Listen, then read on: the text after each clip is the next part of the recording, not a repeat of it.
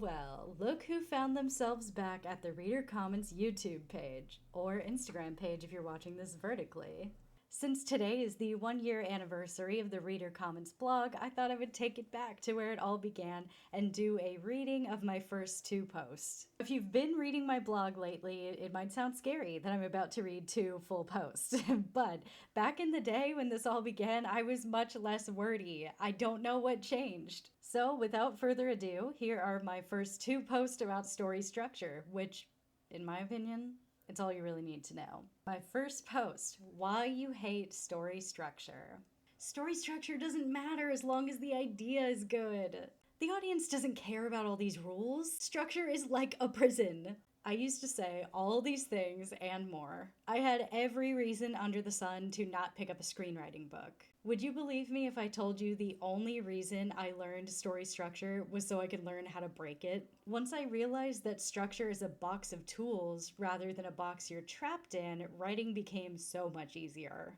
If you hate story structure, you're probably someone who doesn't like confining to rules. You're a free spirit, you go against the grain, dare I say. You're a bit of a rebel? But wait, you little rebel you. If you don't know the rules, how can you break them? You may think that inspiration and natural storytelling abilities are enough to write a screenplay. And in a sense, you're right. Natural storytelling abilities play a big role in writing a good script. And everyone on Earth knows how to tell a story. We do it every day, from talking about that annoying thing that happened at work, or telling your friends about that amazing episode of Housewives you just watched. So now you're probably wondering, if we all know how to tell stories, why do we need to learn a specific way to do it? Well, let's look at it like this. If you robbed a bank, the story that you tell the cops is going to be very different from the story you tell your lawyers. It's the same with storytelling in your life versus storytelling in a screenplay. There's a specific way to reveal information that better suits the story you're trying to tell. If writing the screenplay is the cops and storytelling in your life is the lawyer, it makes a lot more sense why some of us don't like confining to structure. There's a lot more leeway with the lawyer. But let's forget that you robbed the bank, for now.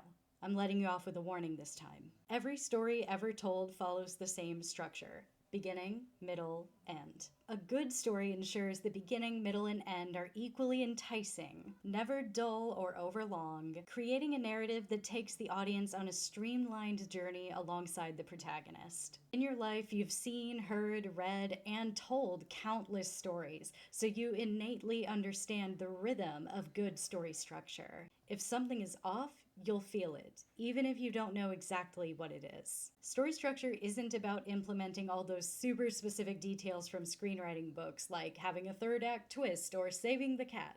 But what all of these screenwriting books have in common is they lay out a rhythm of plot points that is proven to support great stories. And really, structuring your story is about finding the flow that best suits your story. It's not about trying to fit into a certain structure. I bet you can't believe that was the end of my first post. Bravo to me, I kept it so short and sweet. Get ready for post number 2, which is twice the length of my first post. So it might kind of sound like I'm saying story structure is built on vibes, which, I kind of am saying that. There are no hard and fast rules for screenplay story structure. Even if certain plot points happen at the exact same page count in 2 different scripts, one might feel too slow and one might feel perfectly paced. This vibe can mainly be determined by the genre of the story you're telling. Because when you really think about it, genre is just a certain set of expectations of tone and pacing. For example, a sci-fi or fantasy could have a much slower start than a thriller or action movie because so much more world building needs to happen in the sci-fi and fantasy genres. But fans going into a sci-fi or fantasy know that for the first 20 minutes they're going to have a lot of information thrown at them that's going to help them better understand the story moving forward. Whereas horror or thriller fans would be pretty confused and disappointed if within the first 20 minutes it's not clear what makes the movie scary or thrilling. Of course, there are slow burn stories, but the ones that work well, their plot points tend to occur in the general area that's expected in order to keep the audience engaged. I know that I just said there are no hard and fast rules to story structure, but Even with your best friend, there's still a limited amount of time they're willing to listen to preamble and scene setting before getting to the point of your story. And even once you get to the point, you can only hold their attention for so long before the story becomes repetitive or boring. And it's the exact same thing with screenplay story structure. So let's get into it. If you don't like math, I apologize in advance because I love it. But if you appreciate a more mathematical or scientific approach, you'll find that this approach makes crafting a story feel more like solving a problem. And for me personally, when I started looking at scripts this way, it unlocked something in my brain and I stopped getting stuck in my writing and I was able to better analyze the scripts I was reading. Math alert! The beginning of a story should be half as long as the middle and equal to the end. In screenplay terms, this means Act 1 should be 20 to 25% of your story, Act 2 should be 50 to 60% of your story, and Act 3 should be 20 to 25% of your story. And within those percentages, there are 5 plot points that every script needs to hit in order to be effective. So let's get into Act 1, aka the first 25% of your story.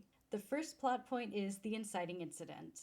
The inciting incident is the reason your story is happening. If this event didn't occur, your protagonist would still be living in their normal world completely unchanged. In general, we want to get to the inciting incident quickly, but not so quickly that we don't care about who it's happening to or understand how it's shaking up their world. The inciting incident should ideally happen about 12% of the way into your story. So for a 120-page script, this means the inciting incident is expected around page 15. For a 100-page script, the inciting incident is expected around page 12. The next and last point in Act 1 is the first act break. This is the moment that locks your protagonist into the story. This is an irreversible choice they make themselves. It's the first step on their journey to change, or changing the world. This plot point should happen about 25% of the way into your story. In a 120-page script, the first act break is expected around page 30. In a 100-page script, it's expected around page 25. And look at that, we're already into Act 2, aka the next 50% of your story. And despite Act 2 being literally half of your story, there's only one plot point that's actually expected here. And that is the midpoint. This is where your protagonist realizes their approach thus far will not be successful the rest of the way. And now they must go about their journey with a new perspective.